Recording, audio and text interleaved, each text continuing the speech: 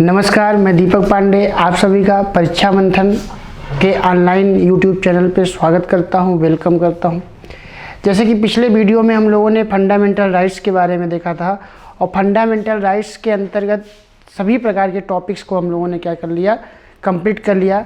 अब हम लोग बात करेंगे जो है इससे संबंधित इम्पोर्टेंट क्वेश्चन के बारे में डिस्कस करेंगे।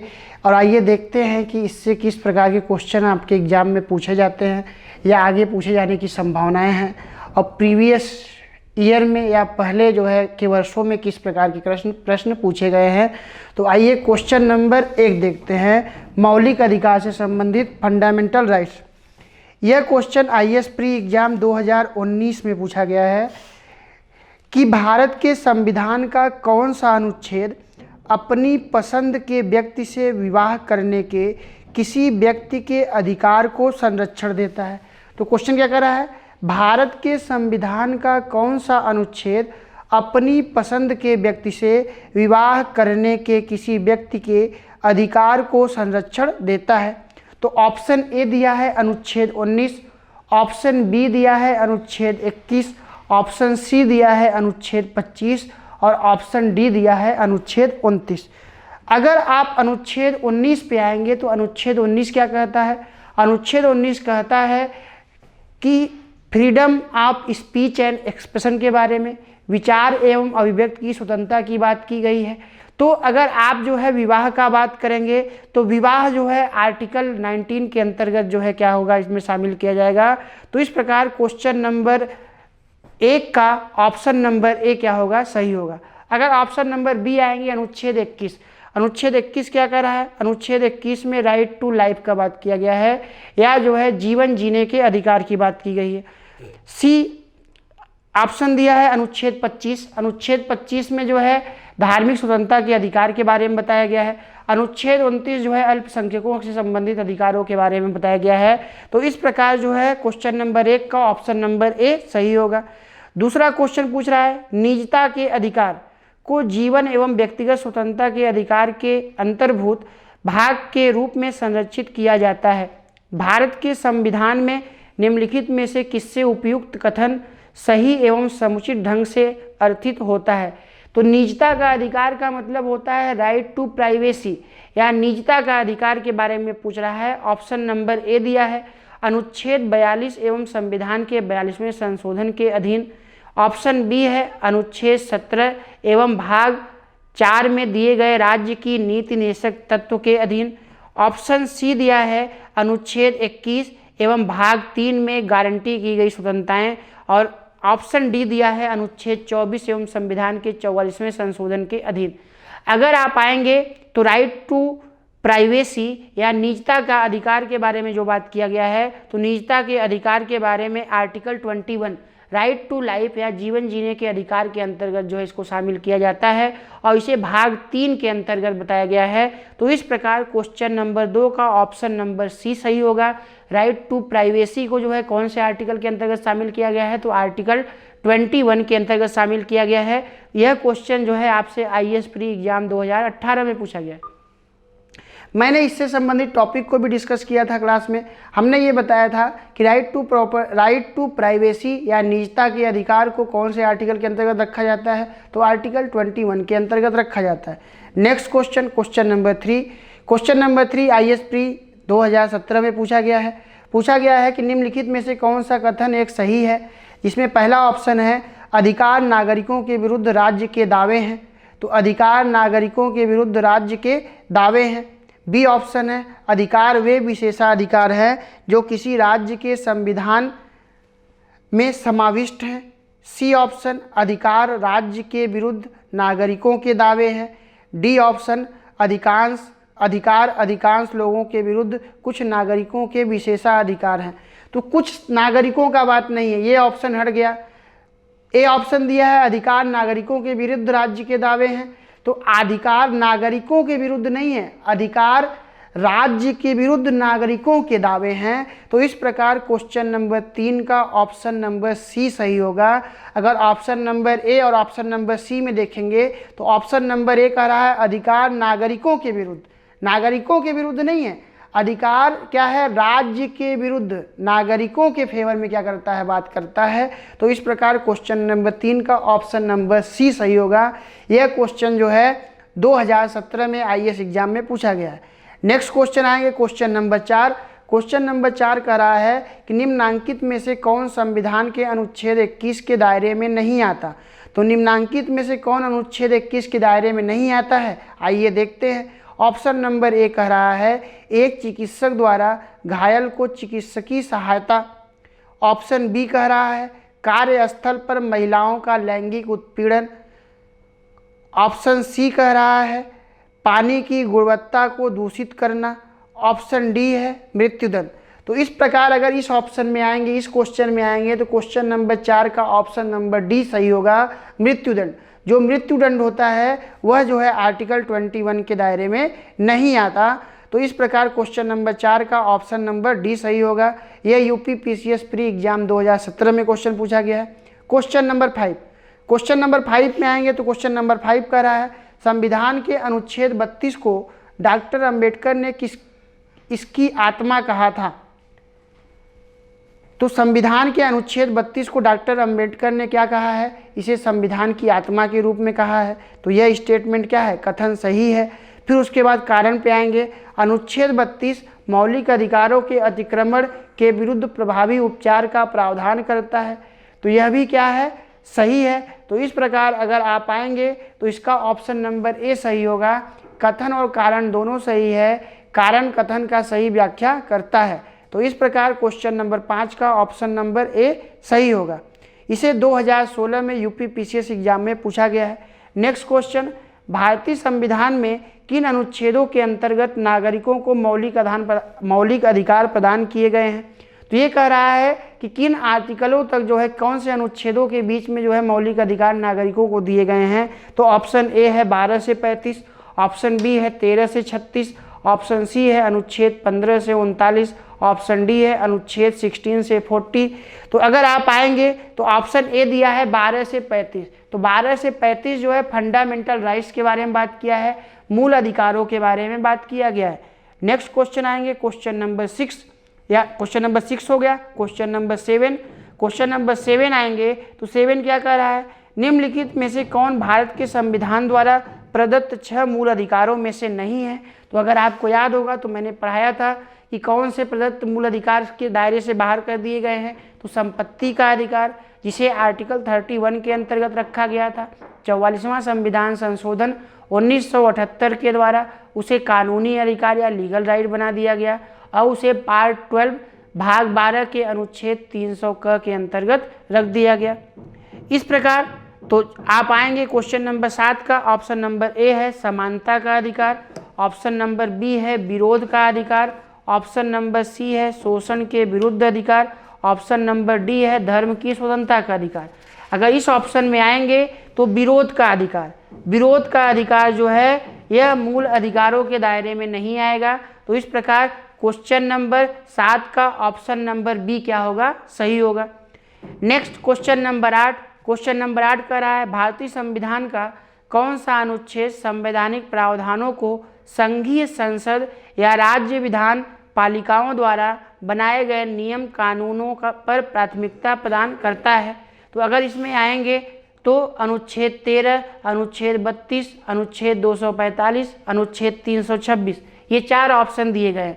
और मैंने आपको बताया था कि अनुच्छेद 13 में क्या बताया गया है कि लेजिस्लेटिव अगर कोई भी रूल बनाता है या कोई भी कानून बनाता है और वह कानून अगर फंडामेंटल राइट्स का वायलेशन करता है या फंडामेंटल राइट्स को न्यूनतम करता है या अतिक्रमण करता है, तो वैसे कानूनों का सुप्रीम कोर्ट क्या करेगा, न्यायालय जो है उसे शून्य घोषित कर देगा। तो यह बात आर्टिकल 13 के अंतर्गत बताई गई है। तो इस प्रकार क्वेश्चन नंबर 8 का ऑप्शन नंबर ए सही होगा।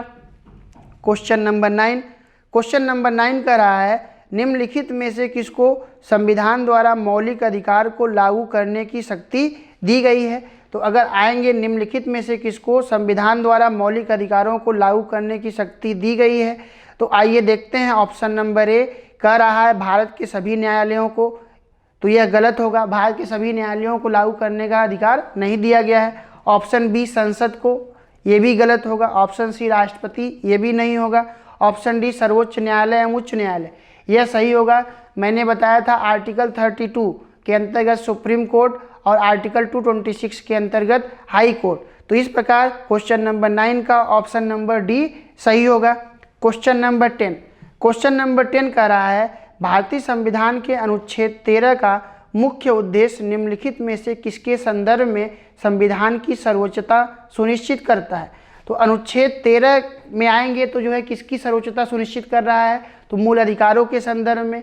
अगर जो है कोई लेजिस्लेटिव कानून बनाता है और वह कानून मूल अधिकारों का अतिक्रमण कर रहा है तो मूल अधिकारों को रक्षित करने के लिए यह क्या करेगा, उस कानून को शून्य कर देगा। तो इस प्रकार क्वेश्चन नंबर 10 का आएंगे ऑप्शन नंबर ए कह रहा है राज्य के नीति निर्देशक तत्व, ऑप्शन बी मौलिक अधिकार, ऑप्शन सी मौलिक कर्तव्य, ऑप्शन डी उपर्युक्त सभी। अगर आप क्वेश्चन नंबर 10 में आएंगे तो मौलिक अधिकार, ऑप्शन नंबर बी दिया है। आर्टिकल 13 का जो बात किया गया है वो मौलिक अधिकारों के संदर्भों में या मूल अधिकार या फंडामेंटल राइट्स के संदर्भ में बात की गई। नेक्स्ट क्वेश्चन आएंगे क्वेश्चन नंबर 11। तो क्वेश्चन नंबर 11 कहता है भारतीय संविधान के अंतर्गत किसे मूल अधिकारों का संरक्षक समझा जाता है। अभी हम लोगों ने इस प्रकार के क्वेश्चन को किया, तो किसको संरक्षक समझा जाता है, सर्वोच्च न्यायालय और उच्च न्यायालय दोनों को, या सुप्रीम कोर्ट हाई कोर्ट दोनों को। तो इस प्रकार क्वेश्चन नंबर 11 का ऑप्शन नंबर सी सही होगा, न्यायपालिका एवं सर्वोच्च न्यायालय यह क्या करता है, उसके अधिकारों को या मूल अधिकारों का संरक्षक या फंडामेंटल राइट्स को रक्षित करता है। तो 11 का क्वेश्चन ऑप्शन नंबर सी सही होगा। Next question, question number 12। Question number 12 कह रहा है भारत में मौलिक अधिकारों के संबंध में निम्न वक्तव्यों पर विचार कीजिए। तो यह कह रहा है कि भारत में मौलिक अधिकारों के संदर्भ में या फंडामेंटल राइट्स के संदर्भ में जो है ये जो वक्तव्य दिए गए हैं इन वक्तव्यों पर क्या करें, विचार करें। तो अगर इन वक्तव्यों पे आएंगे तो पहला कह रहा है 12 का एक, ये राज्य कृत्य के विरुद्ध एक गारंटी है। तो यह क्या है, स्टेटमेंट सही है। हम लोगों ने क्या बात किया था कि यह जो है राज्य के कार्यों के विरुद्ध क्या है, एक गारंटी है, एक क्या देता है, गारंटी देता है। तो इस प्रकार जो है क्या है, यह स्टेटमेंट सही है। उसके अलावा स्टेटमेंट 2 यह संविधान के भाग 3 में सूचीबद्ध है। हम लोगों ने डिस्कस किया है कि फंडामेंटल राइट्स को भाग 3 या पार्ट 3 के अंतर्गत रखा गया है। उसके अलावा 3 नंबर सामाजिक आर्थिक तथा राजनीतिक न्याय सुनिश्चित करता है। तो सामाजिक आर्थिक तथा राजनीतिक न्याय पे अगर आप आएंगे तो यह जो है हम लोगों ने बात किया था आर्थिक न्याय सुनिश्चित नहीं करता लेकिन सामाजिक और राजनीतिक न्याय की बात करता है। तो इस प्रकार 3 नंबर स्टेटमेंट क्या होगा, गलत होगा।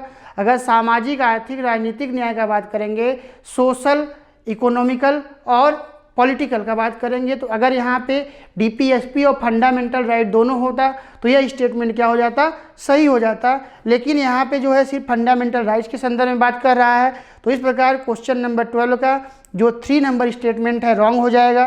क्वेश्चन नंबर 12 का 4 नंबर स्टेटमेंट, यह संयुक्त राज्य अमेरिका के अधिकारियों की बिल की भांति नहीं है। तो यह भी क्या होगा, यह भी गलत हो जाएगा। यह जो है यूएसए के बिल की भांति है। तो इस प्रकार क्या होगा, 4 नंबर गलत, 3 नंबर गलत, तो 1 और 2 सही। तो अगर कूट में आएंगे ए 1 एवं 2 सही, बी 2 एवं 3 सही, सी 1 3 4 सही, डी 2 3 एवं 4 सही। तो इसमें आएंगे 12 का ऑप्शन नंबर ए सही होगा। 1 एवं 2 सही है, 3 और 4 क्या है, स्टेटमेंट गलत है। तो इस प्रकार 12 का ए नंबर सही होगा। क्वेश्चन नंबर 13 मौलिक अधिकार क्या है। तो मौलिक अधिकार क्या है, तो मौलिक अधिकार ए नंबर वाद योग्य है, अवाद योग्य है, लचीला है, कठोर है।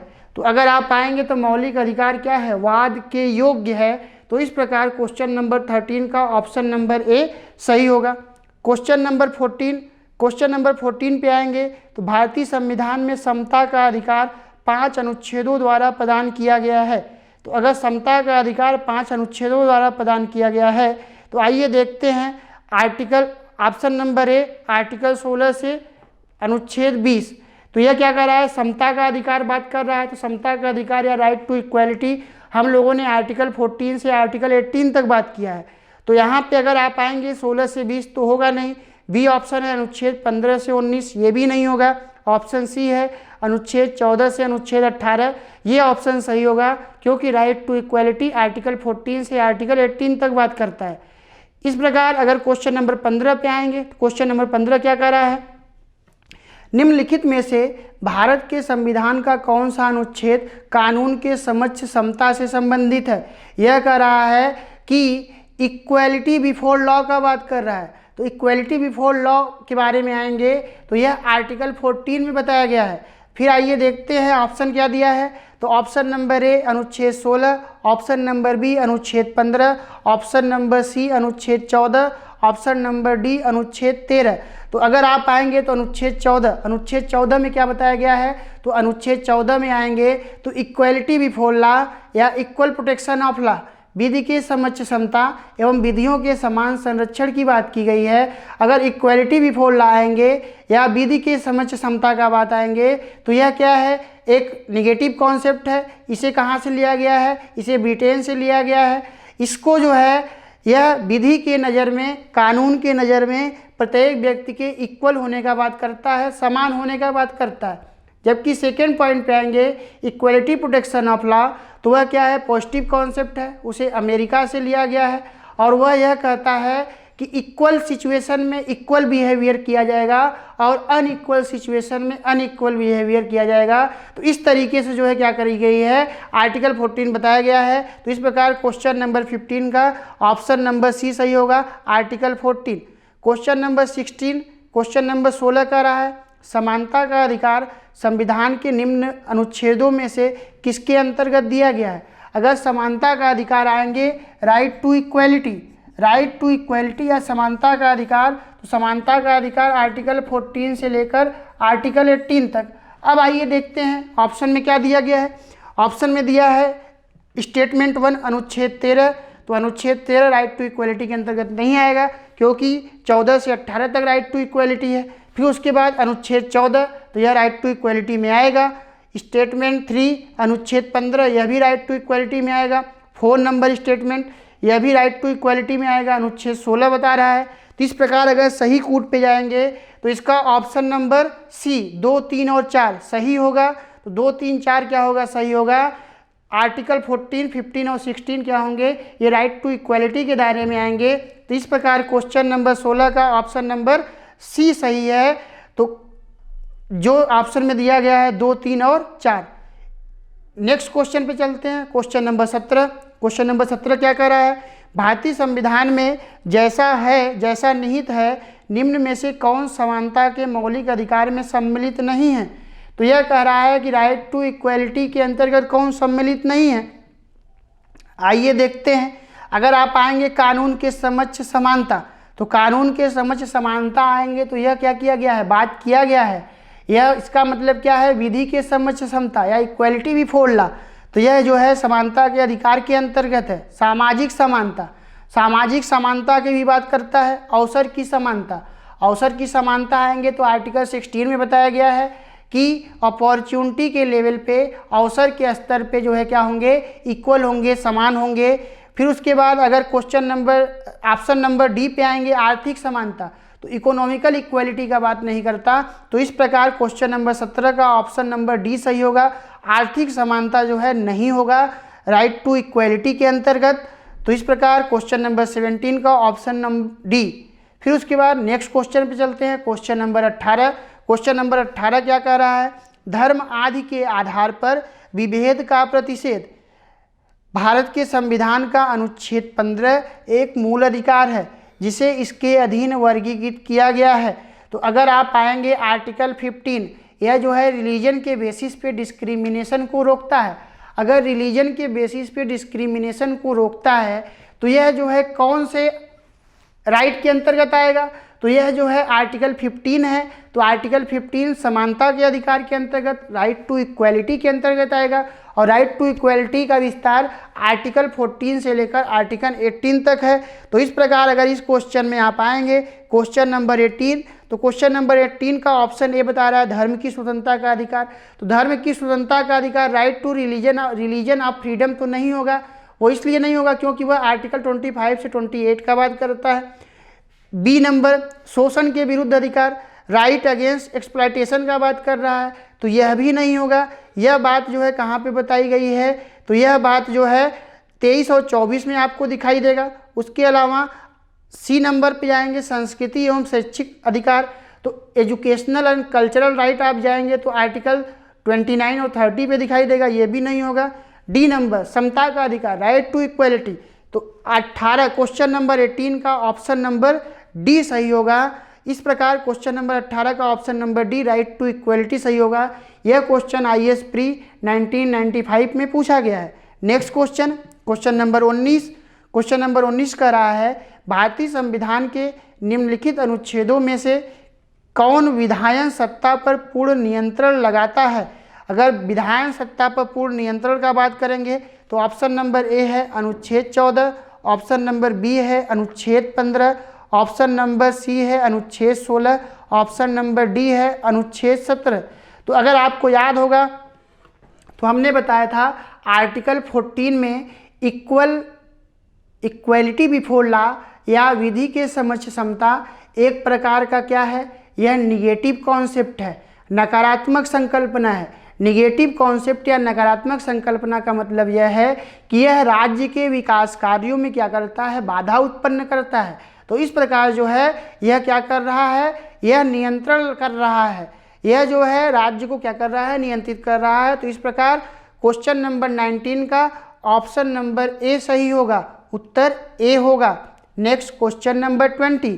क्वेश्चन नंबर 20 पे आएंगे तो क्वेश्चन नंबर 20 क्या कर रहा है, संविधान के किस अनुच्छेद के अंतर्गत शिक्षण संस्थाओं में जिसमें गैर सरकारी एवं गैर अनुदान प्राप्त भी सम्मिलित हैं अन्य पिछड़ों, अनुसूचित जाति एवं अनुसूचित जनजाति हेतु आरक्षण की सुविधा प्रदान की गई है। अगर आप आएंगे तो A number article 15(4), B number article 15(5), C number article 16(4) और डी नंबर आर्टिकल 16(5). अगर आप आएंगे आर्टिकल 15(5) तो अनुच्छेद 15(5) में मैंने बताया था कि प्राइवेट सेक्टर या निजी क्षेत्र के जो शैक्षणिक संस्थान हैं उस शैक्षणिक संस्थानों में जो है रिजर्वेशन की बात की गई है। SC ST और जो बैकवर्ड क्लास के लोग हैं इनके लिए जो है रिजर्वेशन का बात किया गया है। इसको कब ऐड किया गया है, इसको 93rd अमेंडमेंट एक्ट 2005 के द्वारा जोड़ा गया है। तो इस प्रकार क्वेश्चन नंबर 20 का ऑप्शन नंबर बी सही होगा, आर्टिकल 15(5). बहुत इंपॉर्टेंट है, बहुत पूछा जाता है, यह UP PCS प्री एग्जाम 2012 में पूछा गया है। नेक्स्ट क्वेश्चन, क्वेश्चन नंबर 21 कह रहा है कि भारतीय संविधान के निम्नांकित अनुच्छेदों में से कौन सा एक लोक नियोजन के विषय में भारत के सभी नागरिकों को अवसर की समानता की प्रतिभूति प्रदान करता है। यह कह रहा है कि अपॉर्चुनिटी के स्तर पे यह जो है इक्वलिटी के बाद कौन सा आर्टिकल करता है, अवसर के स्तर पर समानता की बात कौन सा अनुच्छेद करता है। तो अगर आप यहाँ पे आएंगे तो ऑप्शन नंबर ए दिया है अनुच्छेद 15, ऑप्शन नंबर बी दिया है 16(1) एंड 16(2), ऑप्शन सी दिया है 16(3), ऑप्शन डी दिया है 16(3), 4 एंड 5। अगर आप आएंगे तो लोक नियोजन में अवसर की समानता 16(1) एंड 16(2) बात करता है। तो इस प्रकार क्वेश्चन नंबर 21 का ऑप्शन नंबर बी सही होगा। अगर 16(3), 16(4), 16(5) पे जाएंगे तो 16(3), 16(4), 16(5) यह क्या होगा, 16(1) एंड 2 का एक्सेप्शन होगा, अपवाद होगा। तो इस प्रकार अगर आप आएंगे तो क्वेश्चन नंबर 21 का ऑप्शन नंबर बी सही होगा। Question number 22, next question, question number 22। Question number 22 का रहा है भारतीय संविधान का कौन सा अनुच्छेद अस्पृश्यता या छुआछूत का उन्मूलन करता है और किसी भी रूप में इसके आचरण का निषेध करता है। तो यह कह रहा है कि निम्नलिखित में से कौन सा आर्टिकल है जो एबोलिशन का बात करता है, एबोलिशन ऑफ अनटचेबिलिटी का बात करता है, या छुआछूत को समाप्त करने की बात करता है, अस्पृश्यता के उन्मूलन की बात करता है। तो अगर आएंगे तो यह राइट टू इक्वलिटी के अंतर्गत आर्टिकल 17 या अनुच्छेद 17 में बताया गया है। तो इस प्रकार क्वेश्चन नंबर 22 का ऑप्शन नंबर ए है आर्टिकल 16, बी है आर्टिकल 17, सी है आर्टिकल 18 और डी है आर्टिकल 15। अगर आप यहाँ पे आएंगे तो क्वेश्चन नंबर 22 का ऑप्शन नंबर बी सही होगा।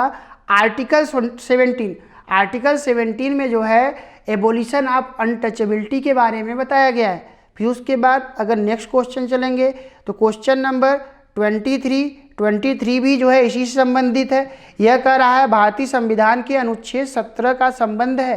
तो अनुच्छेद 17 का संबंध अस्पृश्यता के उन्मूलन से है, छुआछूत के रोकने की बात करता है। यह जो है अनटचेबिलिटी को क्या करता है, एबोलाइज करता है। तो यह सारी बातें आर्टिकल 17 में बताई गई है। तो इस प्रकार क्वेश्चन नंबर 23 का अगर आप आएंगे तो ऑप्शन नंबर सी है, अस्पृश्यता उन्मूलन से संबंधित। नेक्स्ट क्वेश्चन नंबर 24 क्या कह रहा है, 24 कह रहा है कि निम्नलिखित में से किसने भारतीय न्यायालय को समान कार्य के लिए समान वेतन का मौलिक अधिकार निगमन करने हेतु सक्षम किया है। अगर आप आएंगे तो किसने भारत कह रहा है कि इक्वल वर्क के लिए इक्वल पे का बात कर रहा है। अगर इक्वल वर्क के लिए इक्वल पे का बात कर रहा है तो यह कह रहा है कि कौन सा फंडामेंटल राइट का आर्टिकल मिलके और डीपीएसपी का आर्टिकल मिलके जो है यह इक्वल वर्क और इक्वल पे का बात करता है या समान कार्य के लिए समान वेतन का बात करता है। तो 24 का ऑप्शन नंबर ए, संविधान की प्रस्तावना में प्रयुक्त समाजवादी शब्द। तो यह जो है नेक्स्ट चलते हैं, नेक्स्ट देखते हैं बी नंबर, ए को संविधान के अनुच्छेद 16 के साथ मिलाकर पढ़ना। सी नंबर, ए को संविधान के अनुच्छेद 16 के साथ मिलाकर पढ़ना। D number, A B C सभी को मिलाकर पढ़ना। तो इस प्रकार क्वेश्चन नंबर 24 का ऑप्शन नंबर डी सही होगा कि ए बी और सी सभी को मिलाकर पढ़ेंगे तो equal work and equal pay का कॉन्सेप्ट क्या होगा, निकलेगा। तो 24 का ऑप्शन नंबर डी सही होगा। नेक्स्ट क्वेश्चन नंबर 25 क्या कर रहा है, 25 कह रहा है कि भारतीय संविधान के निम्नलिखित अनुच्छेदों में से कौन भिन्न वर्ग में आता है, कौन भिन्न वर्ग में आता है। तो ऑप्शन नंबर ए है 14 अनुच्छेद 14, ऑप्शन नंबर बी दिया है अनुच्छेद 15, ऑप्शन नंबर सी दिया है अनुच्छेद 16, ऑप्शन नंबर डी दिया है अनुच्छेद 19। तो 14, 15, 16 जो है राइट टू इक्वलिटी के अंतर्गत आएगा और आर्टिकल 19 राइट टू फ्रीडम या स्वतंत्रता के अधिकार के अंतर्गत आएगा। तो इस प्रकार क्वेश्चन नंबर 25 का ऑप्शन नंबर डी क्या है, भिन्न है, डिफरेंट है। तो इस प्रकार क्वेश्चन नंबर 25 का राइट आंसर होगा ऑप्शन नंबर डी, आर्टिकल 19। यह जो है राइट टू इक्वलिटी से क्या है, भिन्न है, डिफरेंट है। नेक्स्ट क्वेश्चन नंबर 26 कह रहा है भारतीय संविधान के किस अनुच्छेद में भाषण एवं अभिव्यक्ति की स्वतंत्रता के मूल अधिकार का प्रावधान है। अगर आपने पढ़ा होगा, हम लोगों ने क्लास में डिस्कस किया था कि आर्टिकल 19 जो राइट टू फ्रीडम का बात करता है, जो स्वतंत्रता के अधिकार की बात करता है। अगर आर्टिकल 19 में आएंगे तो आर्टिकल 19 या अनुच्छेद 19 कहता है कि विचार एवं अभिव्यक्ति की स्वतंत्रता या freedom of express and liberty का बात करता है। अगर आप यहाँ पे आएंगे तो यह क्या बात कर रहा है, यह जो है इसी में प्रेस एंड मीडिया का बात करता है। तो यह सारी बातें आर्टिकल 19 के अंतर्गत बताई गई है। तो अगर आर्टिकल 19 में आप आएंगे तो यह जो चीज़ें आपको दिखाई देगी। आइए देखते हैं आर्टिकल 26 के अंतर्गत ऑप्शन क्या बनाए गए हैं। अनुच्छेद 14, आर्टिकल 14 तो होगा नहीं, यह जो है राइट टू इक्वलिटी है। आर्टिकल 19, तो आर्टिकल 19 हम लोग का क्या होगा, राइट आंसर होगा। तो क्वेश्चन नंबर 26 का ऑप्शन नंबर बी क्या होगा, सही होगा। क्वेश्चन नंबर 27 क्या कर रहा है, भारत का संविधान स्पष्टतः प्रेस या समाचार पत्रों की स्वतंत्रता की व्यवस्था नहीं करता, किंतु यह स्वतंत्रता अंतर्निहित है। देखिए अभी हम लोगों ने बात किया कि आर्टिकल 19 के अंतर्गत जो है right to freedom and expression का बात किया गया है। उसी में जो है मैंने बोला प्रेस एंड मीडिया का बात किया गया है और प्रेस एंड मीडिया से क्वेश्चन भी पूछा गया है। तो प्रेस एंड मीडिया जो है इसमें देखते हैं कि किसमें कौन सा ऑप्शन होगा। तो ऑप्शन नंबर ए कह रहा है आर्टिकल 19 एक ए, ऑप्शन बी कह रहा है आर्टिकल 19 एक बी, आर्टिकल सी कह रहा है, ऑप्शन सी कह रहा है अनुच्छेद 19 एक सी, ऑप्शन डी कह रहा है आर्टिकल 19(1) डी। अगर आप आएंगे तो आर्टिकल 1A के बारे में जो है बताया गया है। आर्टिकल 1A में जो है प्रेस एंड मीडिया की बात की गई है। तो इस प्रकार क्वेश्चन नंबर 27 का ऑप्शन नंबर ए सही होगा। नेक्स्ट क्वेश्चन, क्वेश्चन नंबर 28 में कह रहा है कि सर्वोच्च न्यायालय के हाल के निर्णय के अनुसार आईटी अधिनियम की धारा 66A किसका उल्लंघन करती है। तो अगर 66A किसका उल्लंघन करती है तो आप आएंगे तो इसमें ऑप्शन नंबर ए अनुच्छेद 20, ऑप्शन बी अनुच्छेद 19(1), ऑप्शन सी अनुच्छेद 14, ऑप्शन डी अनुच्छेद 25। तो अगर आप आएंगे 66A जो आईटी अधिनियम की धारा 66A है वह जो है सूचना जो है प्रौद्योगिकी से संबंधित है और यह आर्टिकल 19(1) का क्या करता है, वायलेशन करता है, उल्लंघन करती है। तो इस प्रकार 28 का ऑप्शन नंबर बी सही होगा। नेक्स्ट क्वेश्चन, क्वेश्चन नंबर 29 कह रहा है निम्नलिखित में से किस आधार के कारण नागरिक की विचार अभिव्यक्ति की स्वतंत्रता पर प्रतिबंध नहीं लगाया जा सकता। अगर आप आएंगे तो इसमें ऑप्शन दिया है ए भारत की संप्रभुता, ऑप्शन बी लोक व्यवस्था, ऑप्शन सी न्यायपालिका का अपमान, ऑप्शन सी अवांछनीय आलोचना, ऑप्शन ई उपरोक्त सभी। तो इन सभी आधारों पर प्रतिबंध जो है क्या किया जा सकता है। तो इस प्रकार 29 का ऑप्शन नंबर क्या होगा, डी सही होगा, अवांछनीय आलोचना। तो अवांछनीय आलोचना के आधार पर जो है प्रतिबंध नहीं लगाया जा सकता, बाकी अन्य आधारों पर प्रतिबंध लगाया जा सकता है। संप्रभुता के अगेंस्ट में बोलेंगे, सोवेनिटी के अगेंस्ट में तो आपके ऊपर प्रतिबंध लगाया जा सकता है। लोक व्यवस्था जो पब्लिक ऑर्डर व्यवस्थित किया गया है उसके अगेंस्ट में नहीं बोलना है। उसके अलावा न्यायपालिका का अपमान, अगर न्यायपालिका कोई डिसीजन दे रही है अगर उसके अगेंस्ट में बोल रहे हैं तब भी जो है न्यायपालिका का अवमानना होगा और उसमें जो है आपके ऊपर क्या किया जा सकता है, प्रतिबंध लगाया जा सकता है। तो इस प्रकार 29 का ऑप्शन डी सही होगा, अवांछनीय आलोचना के आधार पर जो है या क्रिटिसाइज के आधार पर आपका जो है किसी भी प्रकार का प्रतिबंध आपके ऊपर लगाया नहीं जा सकता। तो इस प्रकार क्वेश्चन नंबर 29 का ऑप्शन नंबर डी सही होगा। क्वेश्चन नंबर 30 का रहा है स्वतंत्रता के अधिकार के भाग के रूप में निम्नलिखित में से कौन सा बिना हथियार के शांतिपूर्ण ढंग से इकट्ठा होने की स्वतंत्रता के अंतर्गत नहीं आता। तो अगर आप आएंगे बिना हथियार के शांतिपूर्ण ढंग से स्वतंत्रता इकट्ठा होने की स्वतंत्रता के अंतर्गत नहीं आता। तो ऑप्शन ए दिया है घेराव जो अपना कर्तव्य नहीं निभाते, शांतिपूर्वक इकट्ठा होना, सी एकत्रित जनता जिनको हथियार नहीं रखना चाहिए, डी इस अधिकार के अभ्यास पर राज्य कानून बनाकर तर्कपूर्ण प्रतिबंध लगा सकता है। तो अगर 30 का आएंगे तो ऑप्शन नंबर ए घेराव जो अपना कर्तव्य नहीं निभाते, यह जो है इस पर क्या किया जा सकता है, यह जो है इसके अंतर्गत नहीं आएगा। तो 30 का ए जो है क्या होगा, सही होगा। 31 कह रहा है कि भारतीय संविधान के निम्नलिखित किन अनुच्छेदों द्वारा अंतर्राज्यीय व्यापार एवं व्यवसाय की स्वतंत्रता नियमित की गई है। अगर आपको याद होगा तो आर्टिकल 19 का जो है अगर आप आएंगे तो वहाँ पे जो है जो सबसे लास्ट पार्ट था उसमें हम लोग जो है 6 प्रकार के स्वतंत्रताओं की बात किए थे, जिसमें जो है आर्टिकल 19(1) डी से ई में हम लोग क्या किए थे, चर्चा किए थे। अगर आप इसमें आएंगे तो इस प्रकार option number 1 19(1) D E, option B 301, option C 310 से 307, ऑप्शन डी उपयुक्त सभी। तो इस प्रकार अगर आप आएंगे तो इसमें उपयुक्त सभी ऑप्शन होगा। ये सभी व्यापार के बारे में क्या करते हैं, बात करते हैं। तो इस प्रकार क्वेश्चन नंबर 31 का ऑप्शन नंबर डी सही होगा। नेक्स्ट क्वेश्चन नंबर 32 कह रहा है कि संविधान का कौन सा अनुच्छेद दोष सिद्धि के संबंध में अभियुक्तों को दोहरे दंड या एक ही अपराध के लिए एक बार से अधिक अभियोजित और दंडित करने एवं स्वतंत्र अभिशंसन या अभियुक्त को स्वयं अपने विरुद्ध गवाह बनाने के लिए बाध्य करने से संरक्षण प्रदान करता है।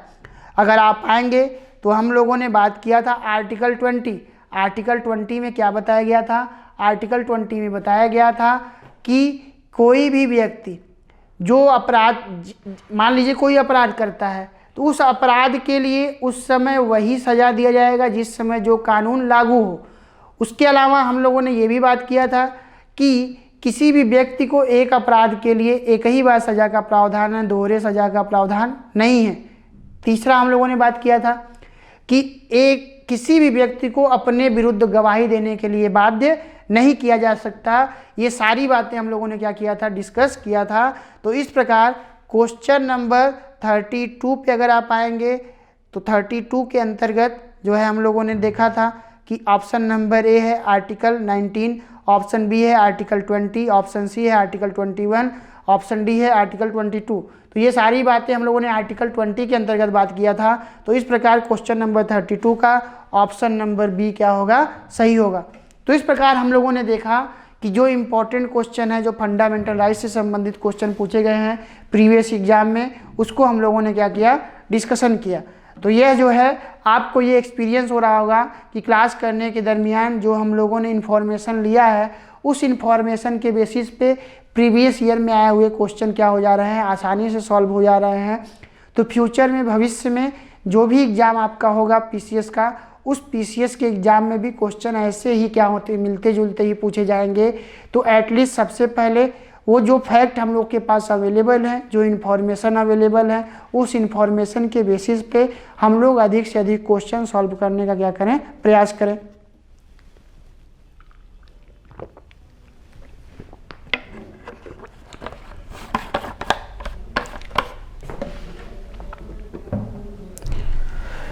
तो हम लोगों ने क्वेश्चन नंबर 32 तक बात किया। अब हम लोग बात करेंगे क्वेश्चन नंबर 33। नेक्स्ट क्वेश्चन क्या कर रहा है, निम्नलिखित अधिकारों में से कौन सा अधिकार अनुच्छेद 19(1)(d) को अनुच्छेद 21 से मिलाकर पढ़ने पर प्राप्त होता है। अगर आप यहाँ पे आएंगे तो विदेश यात्रा का अधिकार, ऑप्शन ए दिया है विदेश यात्रा का अधिकार, ऑप्शन बी दिया है शरण पाने का अधिकार, ऑप्शन सी दिया है एकांतता का अधिकार, ऑप्शन डी दिया है सूचना प्राप्त करने का अधिकार। अगर 19(1)(d) और अनुच्छेद 21 को मिलाकर पढ़ेंगे तो आपको जो है एकांतता का अधिकार या निजता का अधिकार या राइट टू प्राइवेसी, तो राइट टू प्राइवेसी जो है आपको मिलेगा। इस प्रकार क्वेश्चन नंबर 33 का ऑप्शन नंबर सी क्या होगा, सही होगा, एकांतता का अधिकार। नेक्स्ट क्वेश्चन नंबर 34 का रहा है, भारतीय संविधान के किस अनुच्छेद में विधि की सम्यक प्रक्रिया के सिद्धांत को शामिल किया गया है। तो इस प्रकार option A 11, option B 16, option C 21, option D 26। तो अगर आप आएंगे सम्यक प्रक्रिया, विधि की सम्यक प्रक्रिया के सिद्धांत, तो यह बात आर्टिकल 21 में बताई गई है। तो इस प्रकार 34 का ऑप्शन नंबर सी सही होगा। अगर 21 में आएंगे तो 21 में हम लोगों ने बात किया था राइट टू लाइफ का बात किया था, जीवन जीने का अधिकार या प्राण एवं दैहिक जीवन की स्वतंत्रता। किसी भी व्यक्ति के जीवन को समाप्त सिर्फ एक ही आधार पे किया जा सकता है। वह आधार क्या है, वह आधार यह है कि विधि जो बनाई गई है उसी विधियों के अनुरूप ही किसी के जीवन को समाप्त किया जा सकता है। अन्य आधार पर किसी भी व्यक्ति के जीवन को समाप्त नहीं किया जा सकता। तो इस प्रकार क्वेश्चन नंबर 34 का ऑप्शन नंबर सी सही होगा, 21। नेक्स्ट क्वेश्चन 35 का रहा है, 6 वर्ष की आयु से 14 वर्ष की आयु के बीच के सभी बच्चों को शिक्षा का अधिकार है। तो अगर शिक्षा के अधिकार है तो ऑप्शन नंबर ए दिया है राज्य के नीति निर्देशक सिद्धांतों में सम्मिलित है, ऑप्शन बी दिया है मूल अधिकार है, ऑप्शन सी दिया है सांविधिक अधिकार है, ऑप्शन डी दिया है उपयुक्त में से कोई नहीं। तो अगर आप आएंगे 35 का ऑप्शन नंबर सी सही होगा, ऑप्शन नंबर बी सही होगा। यह जो है एक मूल अधिकार है, फंडामेंटल राइट्स है। तो इस प्रकार 35 का ऑप्शन नंबर सी सही होगा। यह जो है कहाँ पे बात किया गया है, अगर आपको याद होगा तो आर्टिकल 21A के अंतर्गत हम लोगों ने राइट टू एजुकेशन के बारे में बात किया था। 6 से 14 वर्ष तक के बच्चों के लिए शिक्षा के अधिकार के बारे में बात किया था। और यह शिक्षा का अधिकार कब ऐड किया गया 21A को, तो इसको जो है 86 अमेंडमेंट 2000 में क्या किया गया था, इसको ऐड किया गया था। तो इस प्रकार जो है हम लोगों ने इसके बारे में क्या किया था, चर्चा किया था।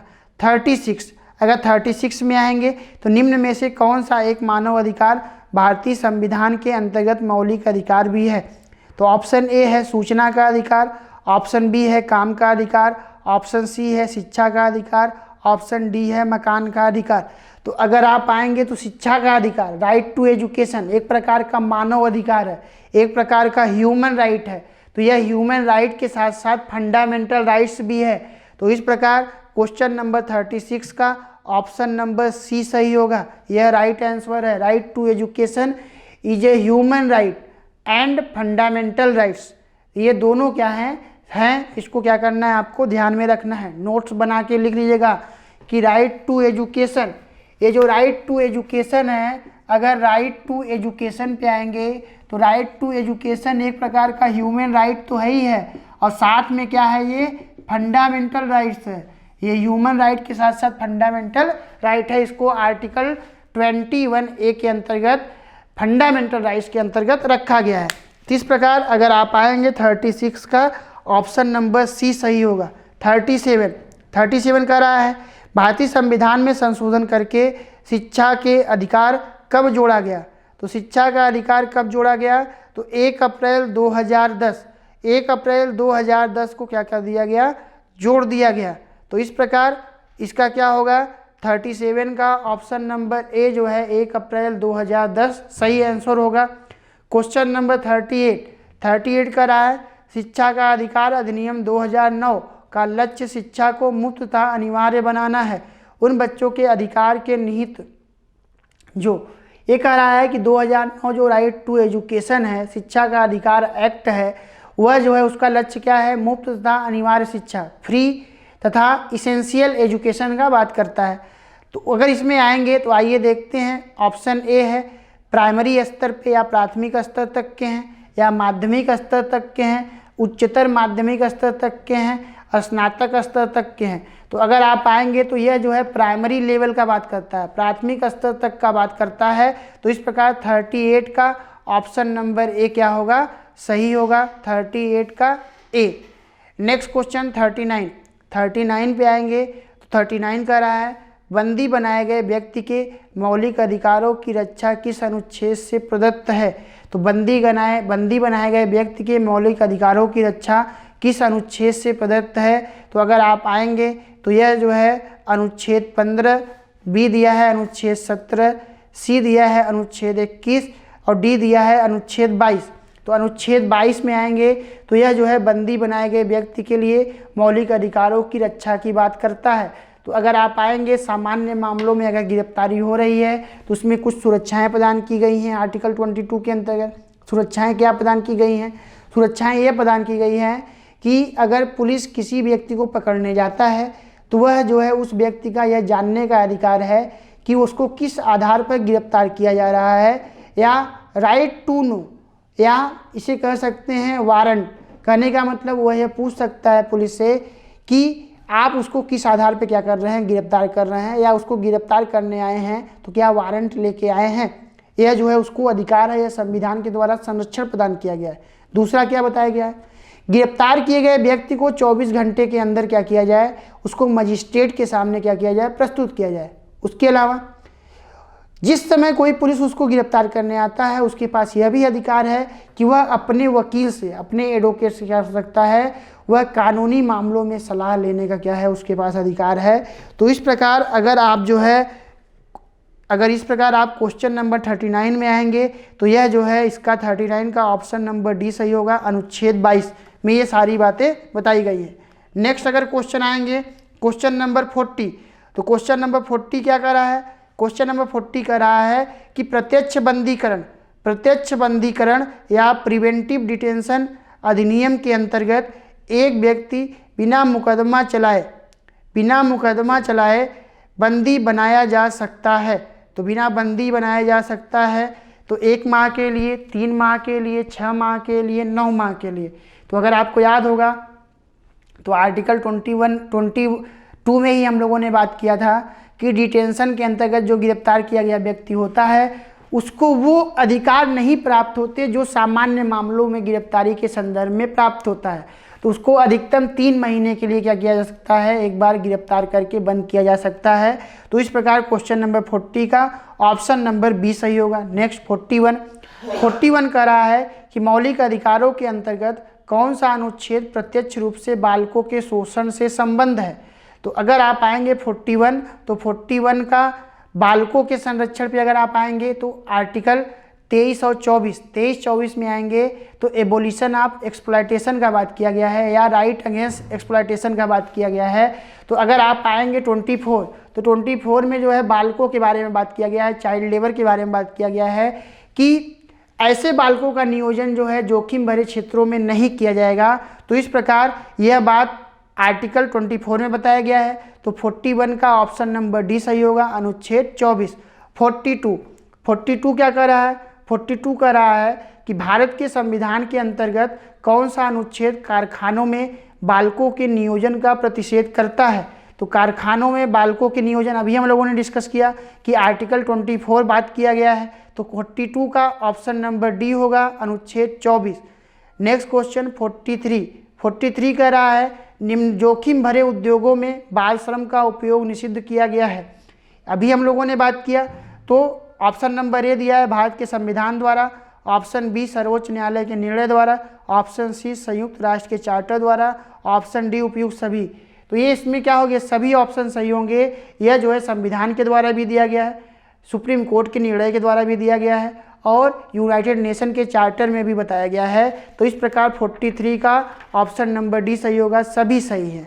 44, अगर 44 पे आएंगे तो 44 का रहा है ICCPR के अनुच्छेद द्वारा बाल अधिकार को सुरक्षित किया जाता है। तो अगर आप आएंगे तो यह भी सेम क्वेश्चन रिपीट कर रहा है। इसको जो है MPPCS 2013 में पूछा गया है।